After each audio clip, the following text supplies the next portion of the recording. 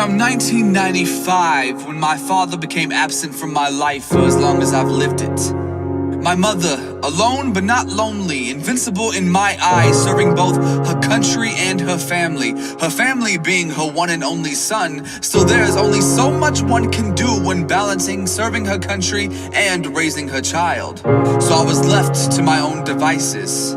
After years of taking care of myself and learning of this dark, cold world, eventually depression arose due to abandonment and loneliness amongst my peers and a father who rarely ever called, yet whom I still refuse to believe contributed to my loneliness and self-hatred.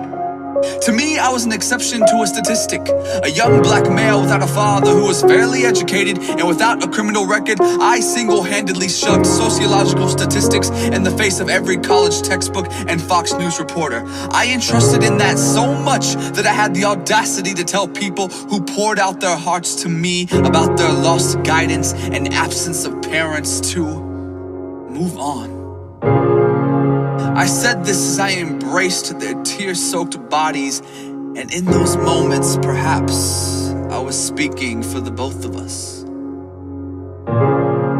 You may be saying, you seem to be blaming a lot of this darkness on the fact that your father wasn't the light you witnessed other kids have.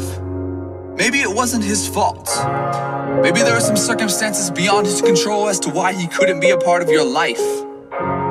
I'll respond with absolutely. Allow me to leave him to his own devices when he makes sure to attend any Dallas Cowboys game in order to support his favorite team, but couldn't attend any once-in-a-lifetime event to support his only son. It's for the better, however, for I hardly knew this man whose DNA I contained. See, for 20 years I hardly ever thought of this man. I can hardly remember a time when I actually sat and thought about him. So imagine my shock when he writes to me one day and he says, "Son, I'm sorry.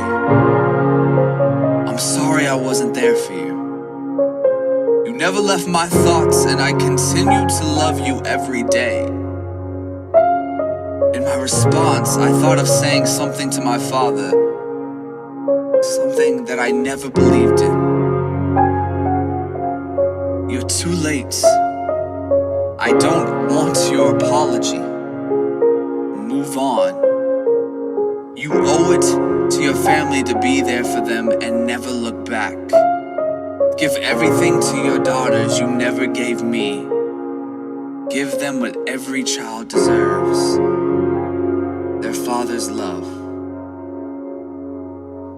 I can only hope he took from those words what I intended to say, and that was, "Father, you're forgiven."